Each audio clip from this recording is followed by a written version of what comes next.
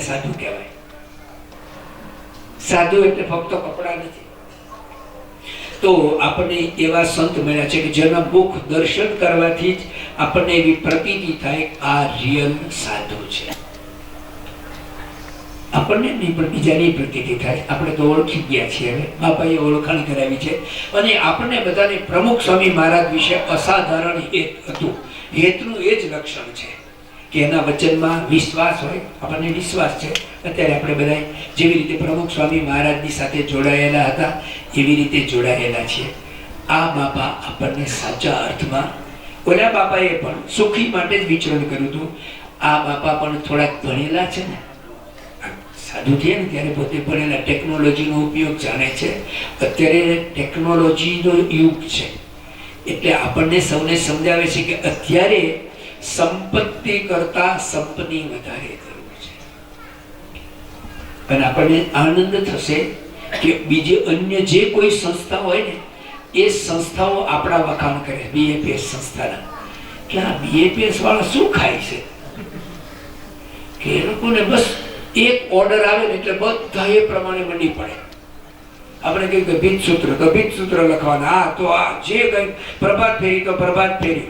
હમણે વચનામૃતની 20 શતાબ્દી છે તો ઘરે ઘરે વચનામૃત વચનામૃત, બસ એક જ વાત. આ લોકો શું ખાય છે, શું ખવડાવે છે? તો બીએપીએસ સંસ્થાનો સંપ અન્ય સંસ્થાઓ કરતા સારો છે એવું આપણે નથી કહેતા. અન્ય સંસ્થાઓ કહે છે, અન્ય ધર્મો સંપ્રદાયો કહે છે.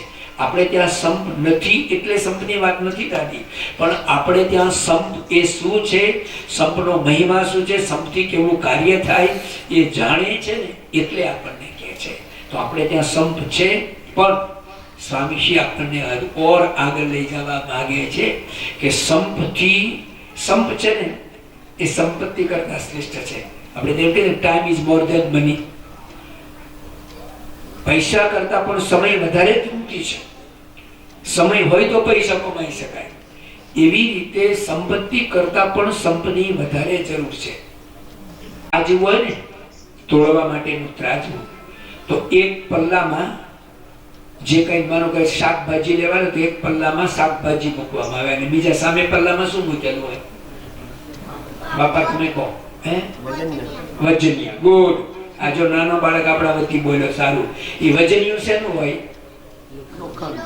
લોખંડનું. બરાબર ને? કિલોગ્રામ. સરસ. ગુડ. તારું નામ શું ભાઈ? ઓમ. વાહ. ઓમ કે એક અક્ષર બ્રહ્મ. આ તો અક્ષર બ્રહ્મ કહેવાય. એને તો આવડે જ ને. એક પલ્લામાં વજનિયું હોય એને કાટલું કહેવાય, વજનિયું કહેવાય, કિલોગ્રામ કહેવાય. બરાબર ને? પણ એની બરોબર સામે હોય તો સંપત્તિ છે ને એ કાટલું છે. કાટલું એટલે કે વજનિયું, અને સંપ છે ને એ સોનું છે. સામેના પલ્લામાં સોનું. એક બાજુ વજનિયું છે અને બીજા પલ્લામાં સોનું છે. સંપત્તિ છે ને, સંપત્તિ એ કદાચ સગવડ છે. સંપત્તિ છે એ સગવડ છે અને સંપ છે ને સુખ છે. શું સારું બેમાંથી? સમજ્યા તમે? કાટલું એટલે કે જે આ બાજુ છે ને સંપત્તિ છે ને એ સગવડ છે અને સંપ છે ને એ સુખ છે. સંપત્તિ છે ને એ અહંકાર છે અને સંપ છે ને અલંકાર છે. શું સારું બેમાંથી? સમજી ગયા ને? અહંકાર હોય ને એ પડે, અલંકાર વાળો પડે ને. અલંકાર એટલે શણગાર છે. તો સંપ છે ને એ આવી તો કેટલી વસ્તુ સંપમાં રહેલી છે. સ્વામી પોતે ભણેલા છે, એ જાણે છે. એટલે આપણા સૌના જીવનમાં એવો સંપ આવે એવી એમની અંતરની ઈચ્છા છે. એટલે આપણે જે સંપ છે એ સંપમાં વધારે મજબૂત બનાવવાનો. તો સંપ વધારે મજબૂત બનાવવા માટે શું કરવું પડે? આપણા ઘરમાં સંપ રહે. અહીંયા આપણે બધા બેઠા છીએ, તો આપણે વધારેમાં વધારે ક્યાં રહેવાનું છે? આપણા ઘરમાં. ઘરમાં પણ ક્યાં? કોની સાથે? ઘરમાં પણ તમે જોજો, તમે સંસારી છો, તમે વિચાર કરજો, તમે કોની સાથે વધારે રહેવાનું છે? એ બે જણાને સંપ ના હોય તો બે જણાને અબોલા થયા તો કેવી રીતે બેઠા હો? છત્રીની જેમ બેઠા. છત્રી એટલે આમ વરસાદમાં આપણે રક્ષણ કરીએ નહીં. ગુજરાતીમાં લખાય ને છત્રી, એનો તગડાનું મોઢું આ બાજુ હોય અને છગડાનું આ બાજુ હોય. 36 લખો ને જોજો, આમ લખજો, આમ તગડો અને મેં છગડો, બે ના મોઢા આમ જુદા હોય, બે બાજુ બાજુ બેઠા પણ સંપ ના હોય તો એક જ ડાઇનિંગ ટેબલ ઉપર બેઠા ને ઊંધું મોટું કરી જમી લે, બે સામે જોવે પણ નહીં, તો એ જમવાનું શું સુખાવે? અને ઘરમાં બે જ માણસો ને, બેને સંપ ન હોય ને, પીરસે ને તો ધબલે નાખ્યા, કેવું સુખાવે? યોગીજી મહારાજ જ્યારે ગોંડલનું મંદિર કરતા ને ત્યારે BAPS સંસ્થાની પોતાની સાયકલ પણ હતી. અને ગોવિંદસિંહ ચુડાસમા પછી એકવારના કલેક્ટર બનેલા, એને મને જાતે આ પ્રસંગ કહેલો. હું એકવાર ગોંડલ 4 વાગે ગયો, યોગીજી મહારાજ ઠાકોરજીના દર્શન કરતા હતા, મને જોઈને કે આવો આવો બાપુ. એ વખતે પોરબંદરમાં દીવાન હતા, હજી કલેક્ટર નહોતા, તો કે આવો આવો બાપુ. અને મને પછી કે આવો બાપુ શું લેશો? અને ખરેખર યોગી મહારાજે કીધું એટલે હું એની સાથે ગયો. યોગીજી મહારાજને જ્યાં સર્પદંશ થયો હતો ને, એ 3 માટીની ઓરડી હતી, ગોંડલનું મંદિર થતું હતું, બીજું કંઈ હતું નહીં. અમે ત્યાં ગયા ને, યોગીજી મહારાજ મને પાણી પાવા માટે એક ગ્લાસ લાવ્યા. એ ગ્લાસ એલ્યુમિનિયમનો હતો. એલ્યુમિનિયમની એક વિશેષતા કે હાથમાં પડે તો ઘોબો પડે, 2 વાર પડે તો બીજો ઘોબો પડે, એવો ઘોબા ઘડિયા વાળો એલ્યુમિનિયમનો ગ્લાસ. યોગીજી મહારાજની જે વાણી હતી ને એ એટલી મીઠી હતી. યોગી મહારાજ પાસે 3 વસ્તુ હતી, આણી, વાણી ને પાણી. તો એટલા પ્રેમથી બોલતા હતા ને, તો એ આખું ગોંડલ મંદિર કરી શક્યા, આપણી સંસ્થા કરી શક્યા. મહંત સ્વામી જેવા અંગ્રેજી મીડિયમમાં ભણેલા ગ્રેજ્યુએટ થયેલા છોકરાને મૂંડી શક્યા. 51 યુવાનોને મૂંડીને અખિલ સ્વામિનારાયણ સંપ્રદાયમાં સ્વામિનારાયણ ભગવાને 500 પરમહંસોને દીક્ષા આપી, પછી એક સાથે 51 ની દીક્ષા આપી. તો યોગીજી મહારાજે એની પાસે શું હતું? વાણી હતી. તો ઘરમાં 2 વ્યક્તિઓ એને સંપન્ન હોય તો વાણી કેવી રીતે બોલે? કટાક્ષથી બોલે એકબીજાની સામે. એટલે મહંત સ્વામી મહારાજ આપણને કહે છે, ચેરિટી બિગિન્સ એટ હોમ. આપણા સંપની શરૂઆત આપણાથી થાય. જેની સાથે વધારેમાં વધારે રહેવાનું હોય એની સાથે થાય. સત્સંગનું સુખ લેવું હોય, ભજન ભક્તિનું સુખ લેવું હોય, ભગવાનની કૃપાથી આપણા ઘરમાં સંપત્તિ હોય, એ સંપત્તિનું સુખ લેવું હોય ને, તો સૌથી પહેલી જરૂર પડશે સંપની. સંપ નહીં હોય તો સંપત્તિ છે ને શૂળ જેવી લાગશે, ત્રિશૂળ જેવી લાગશે, ત્રિશૂળ જેવી વાગશે. સંપનું સુખ નહીં આવે, ભોજનનું સુખ નહીં આવે. તમે દાળ ભાત, બાસમતી ભાત અથવા તો અમેરિકામાં અને કેનેડામાં વપરાય ને ટીલડા રાઈસનું ખાતા હશો ને, તો એ તમને ઈયળ ખાતા ને એવું લાગશે, એનું સુખ નહીં આવે. સુખ સંપમાં છે. એટલે મહંત સ્વામી મહારાજ આપણને કહે છે, અને સંપ કરવા માટે કોઈ જ કરવાનું નથી. ગુરુ હરિ પ્રમુખ સ્વામી મહારાજ આપણને સૂત્ર આપતા ગયા છે, જડીબુટ્ટી આપતા ગયા, માસ્ટર કી બતાવતા ગયા છે. જેને સંપ રાખવો એને 4 વસ્તુ છે. એકબીજાને અનુકૂળ થવું, મનગમતું મૂકવું, ઘસાવું. આમાં શું છે? આપણે એવો એક પકડી રાખીએ કે હું કહું એ જ સાચું, એવું ના બને. એકબીજાને અનુકૂળ થવાનું. કોપર તમે નમી દો, કોપર સામે વાળા નમી દે, પણ અનુકૂળ થવાનું. અને સંપ રાખવા માટે મહંત સ્વામી મહારાજ આપણને એ બાપાએ સમજાવ્યું, એને પુષ્ટિ મળે, વધારે આપણે સરળતા થાય ને એના માટે સમજાવે છે કે સંપ માટે આધ્યાત્મિક વિચાર. શું? આપણે ઘરમાં જે 5 માણસો ભેગા થયા છે, તમારું જે ફેમિલી છે ને, એ ફેમિલી તમે નક્કી નથી કર્યું. કદાચ તમારા દીકરાની વહુ, દીકરાને પરણાવો તો વહુને જોવા માટે તમે નક્કી કરીને ગયા હો, પણ એનું પ્રારબ્ધ એ જન્મ્યા ને ત્યારથી નક્કી થઈને આવ્યું હતું કે આ બાઈ જન્મી છે, એનું આ ઘરે આ છોકરા સાથે જ લગ્ન થવાનું. આપણે ત્યાં પહેલા જયારે આવો શબ્દ નહોતા ત્યારે આમ જૂના છે ને એવું બોલતા, અંજળ હોય ત્યાં, અંજળ હોય, અન્ન અને જળ. જેના ઘરનું અન્ન અને જળ ખાવાનું હોય ને ત્યાં જ એનો ભગવાન એને યોગ કરી આપે. એટલા માટે બીજી કહેવત પડી કે દાને દાને પર લિખાય ખાને વાલે કા નામ. એ અંજળનો જ બીજો અર્થ છે. એટલે કદાચ આપણને કોઈને લાગતું કે આ કન્યા તો હું જોવા ગયો હતો, પણ એનું અંજળ હોય એટલે ત્યાં આવ્યા છે. તો મહંત સ્વામી મહારાજ કે આધ્યાત્મિક વિચાર કરવો શું કે મારા ઘરે જે અમે 5 જણા ભેગા થઈએ છે, આપણે તો અહીંયા બેઠા એ બધા સત્સંગી છીએ. હે ચાલો હું તમે પહેલા જ બેઠા એટલે તમારું નામ હું દઈને કહું. તમે અહીંયા બેઠા છો બરાબર, તમારા ધર્મપત્ની છે, હા એ છે, તમારા દીકરા દીકરીઓ કોઈ છે જ નહીં, તમે 2 જણા છો. અહીંયા નહીં પણ છે જ નહીં, કઈ વાત બહુ હાસું કે અમારા જેવા તમે. હવે તમે 2 જણા છો બરાબર ને, તમારા ઘરવાળા સત્સંગી છે બરાબર ને. હવે તમારા ગુરુ કોણ? તમારા ભગવાન કોણ?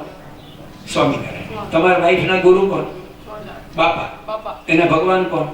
બરાબર ને. જેવા તમે બાપાને માનો છો, સ્વામિનારાયણ ભગવાનને માનો છો, એવા જ એ માને છે. તમને કોઈ બોલાવે તો શું કે તમે ભગવાનના ભક્ત, તમારા વાઈફને શું કહેવાય? ભગવાનના ભક્ત કહેવાય કે નહીં? બરાબર ને. તો એ બાપાના ભક્તો છે કે નહીં? હવે તમને વાત કરું બધાને કોમન, આ તો એકનું દ્રષ્ટાંત મેં કીધું. પ્રમુખ સ્વામી મહારાજ કે મહંત સ્વામી મહારાજ આપણા ગામમાં, આપણા ઘરમાં આપણે ત્યાં આવ્યા હોય અને મહંત સ્વામી મહારાજ જે ચંપલ કે બૂટ પહેરે છે એ તમને સાચવવા આપે, ખાલી સાચવવા, પહેરવા નહીં. તો તમે એને કેવી રીતે રાખો? તમે પહેલી લાઈનમાં બેઠા યુવાનભાઈ, તમને કહું, તમને બાપાના ચંપલ આપે અથવા તો બાપા ઉપયોગમાં લે એવી કોઈ પણ વસ્તુ તમને આપે તો તમે એને કેવી રીતે હાચવો? બાપાના બૂટ ચંપલ હોય તો છાતી આગળ રાખ્યા, આમ રાખ્યા. અમને બાપા પરદેશ આવ્યા હતા ને, જેના વારા હોય ને સ્વામી બૂટ ચંપલ પહેરાવાના કઢાવવાના, લગભગ 1000 યુવકો કિશોરોને મહંત સ્વામી મહારાજના બૂટ પહેરાવા, ચંપલ પહેરાવાના અને કઢાવવાના વારામાં એ લોકોએ આયોજન કર્યું હતું. 1000 કિશોરોને લાભ અપાયો હતો.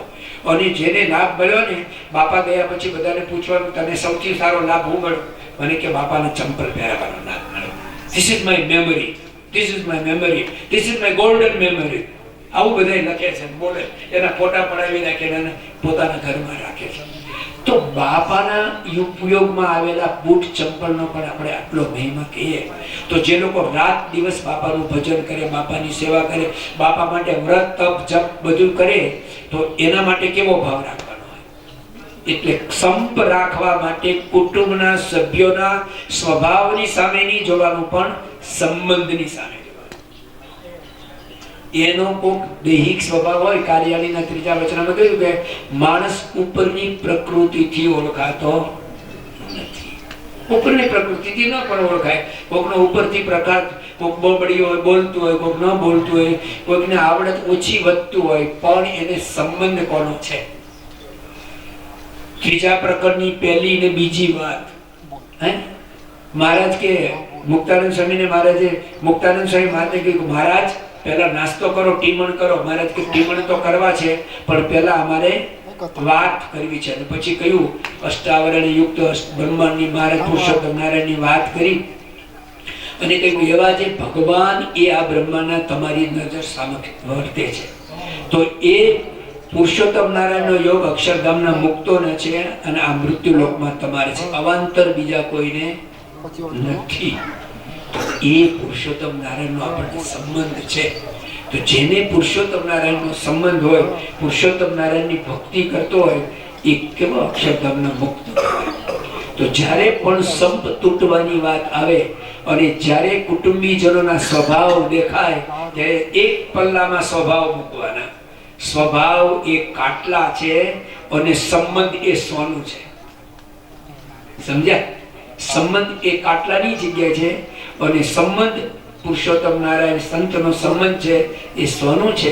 એટલે સંબંધનો જ્યારે વિચાર કરશું ત્યારે સ્વભાવ દોષ પ્રકૃતિ કઈ દેખાશે નહીં. એટલે આપણો સંપ તૂટશે નહીં.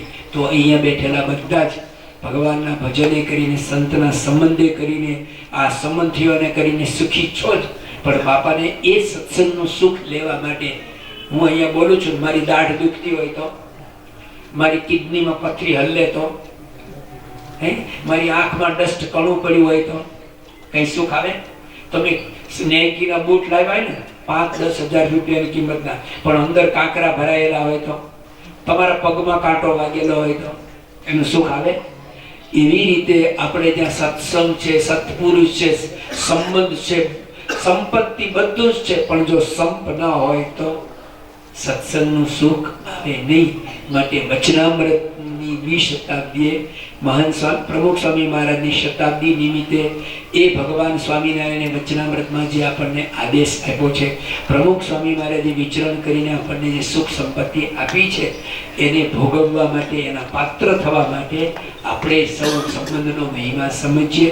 અને કુટુંબીજનોની સાથે એવું તમે જમવા બેસો ને ત્યારે એવું વિચારવાનું કે 10 વર્ષ પછી આપણે બે દિવાળી ભેગા છીએ.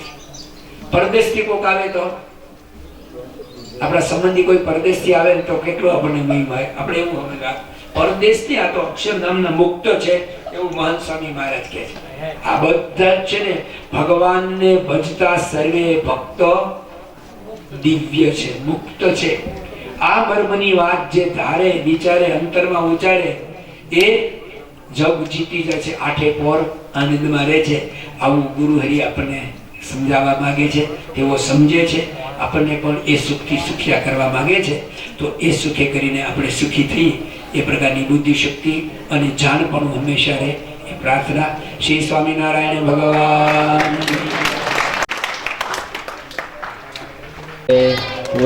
સર્વમંગલ સ્વામી જ્ઞાનપ્રિય સ્વામી પુરુષોત્તમ મહારાજની, તીતાનંદ સ્વામી મહારાજની જય.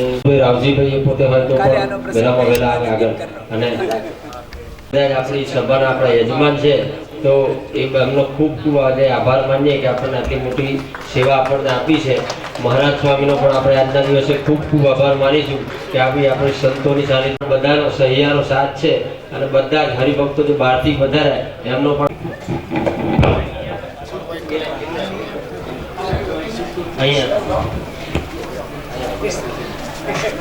આજુબાજુના બધા ગામમાંથી બાઈ ભાઈ બધા સંપથી અહીંયા આવ્યા છો ને બેઠા છો ને એ જોઈને જ સંપની વાત કરી છે. સંપ નથી એટલે નહીં, પણ સંપ છે. અને આ સોસાયટીનો પણ સંપ છે કે આપણને આ બોલવા દીધા, સાંભળવા દીધા, એને વળી થાય કે આ બધા માઇકના ક્યાં. એટલે આ સંપ છે એટલે જ આપણે સંપની વાત કરી.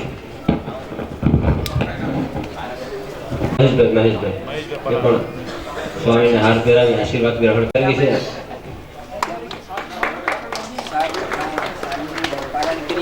હવે આપણે સૌ આ તો પણ આરતી ઉતારશે. હરિભક્તોના જે નામ બોલ્યા એ પણ રતિ કાકા, સુમન કાકા, મનુ કાકા, પરસો